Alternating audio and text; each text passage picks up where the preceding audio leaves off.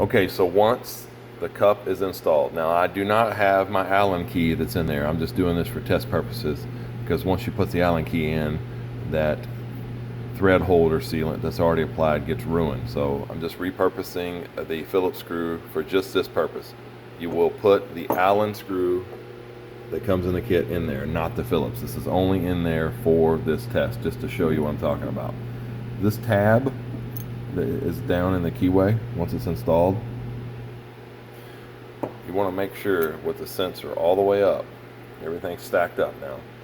When you spin this cup, you want to have free movement. You don't want to feel any dragging of that tab in the bushing bore. If you do feel that, then you need to bend the tab down further into the slot on the shaft, or maybe kiss it with a file to clean it up some. But be careful not to take too much off and be filing on the shaft when you should be filing on the tab. But that's it in a nutshell.